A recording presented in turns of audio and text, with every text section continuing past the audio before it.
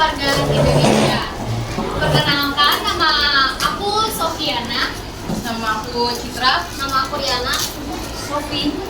Jadi sekarang kakak-kakak ini kita akan presentasi tentang materi PKN menjadi warga negara yang baik di dunia digital atau internet. Kalian tahu nggak dunia digital itu apa? Apa? Ya, Itu alatnya. Yang menggunakan Instagram. Ya, yang lagi dipegang Fadli juga bisa. Saya. Apa lagi coba contohnya? Instagram, WhatsApp, ya aplikasinya Instagram, WhatsApp, Facebook, ya. Ada lagi Facebook. Judul presentasi kita adalah menjadi warga negara yang baik di dunia digital. Yang pertama ada pendahuluan. Di era digital saat ini, teknologi informasi dan komunikasi sudah menjadi bagian yang nggak bisa kita pisahkan dari kehidupan sehari-hari kita kan. Siapa di sini yang bisa nggak pegang HP sehari? Enggak. Oh, berarti kalian masih bagus. Aku nggak bisa. Kalian bagus. Internet dan medsos memudahkan kita buat komunikasi. Ada yang pakai WhatsApp dong pasti. Instagram. Tapi kemudahan itu bisa bawa tantangan baru buat kita, kayak penyebaran informasi yang palsu, hoax, dan persebaran. Ini menjadi warga negara yang baik, kita bukan hanya harus di dunia nyata, tapi juga di dunia digital. Di internet kita juga menjadi warga baik, bukan hanya kayak di lingkungan doang. Kita juga harus memahami bagaimana menggunakan teknologi dengan baik dan bijak, misalnya kayak ujian nanteknya pakai Google itu nggak boleh. Tidak hanya sekedar menjadi pengguna teknologi aja, tapi juga harus memiliki kemampuan literasi digital yang baik, berpikir kritis terhadap informasi yang diterima, serta mematuhi norma dan aturan yang berlaku dalam dunia digital.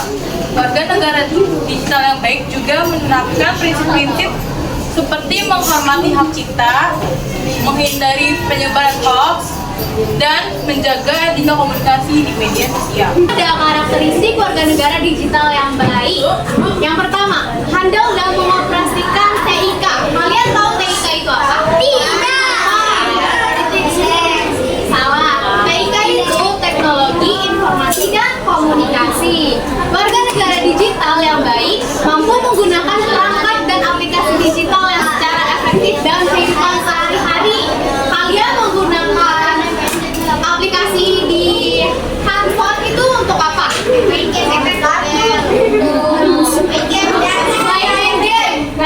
game, berkomunikasi. Ya, betul. Pokoknya banyak ya, apapun bisa di handphone. Yang kedua, memanfaatkan internet untuk pendidikan, budaya, ekonomi, dan inovasi. Mereka menggunakan teknologi untuk keperluan belajar, berkomunikasi, berbisnis, dan mengembangkan kreativitas secara inovasi. Tadi contohnya Canva. Di Canva kita bisa membuat PPT, buat poster, buat apapun juga bisa kan kita di Canva. Interaksi di kita, yang diskusi penting atau informasi mendapat beradaptasi dan berpartisipasi secara positif. Daerah digital seperti ada informasi yang berat dan konsisten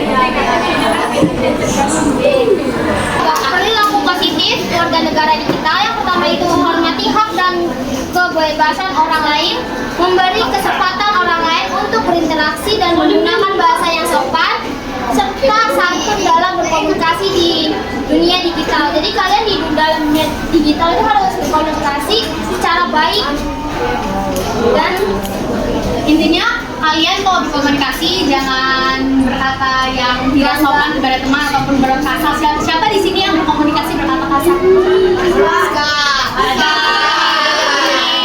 Dari perilaku negatif seperti cyberbullying dan provokasi, kita menggunakan media digital untuk mengejek, menghina, atau memancing konflik yang dapat merusak harkat Indonesia.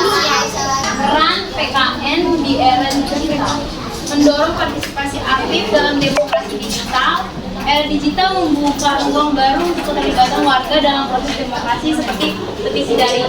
Karena kalau partisipasi mah mungkin jarang banget ada petisi daring. Petisi daring itu kayak surat yang disampaikan di platform online kayak IG, TikTok, Facebook, itu berisi kayak isinya tuh kayak ya, pro dan kontra ya. PKN juga berperan dalam mengenalkan aturan dan undang-undang. Pada hafal kan undang-undang?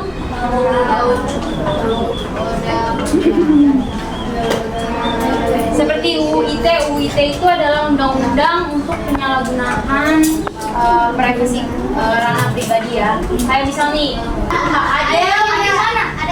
ada yang itu gangguin Zahra. Tapi misalnya aib pribadinya Zahra disebar, nanti Zahra bisa laporin Adel melalui UU ITE. Jadi kalian semua jangan menyebarkan informasi-informasi yang palsu ya guys. Menjadi warga negara yang baik di dunia digital bukan hanya soal menguasai teknologi, tetapi lebih penting bagaimana kita menggunakan teknologi tersebut secara bijak, bertanggung jawab, dan beretika. Literasi digital menjadi kunci utama agar kita mampu memilih informasi dengan kritis, menghindari penyebaran hoaks, serta menjaga keamanan dan privasi data pribadi. Selain itu, warga negara digital yang baik harus mampu berkomunikasi dengan sopan, menghormati hak cipta, dan aktif kontribusi positif dalam komunitas digital.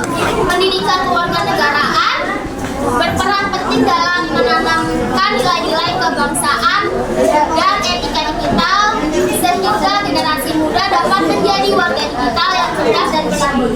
Pertanyaan pertama, pengertian cyberbullying, sabar.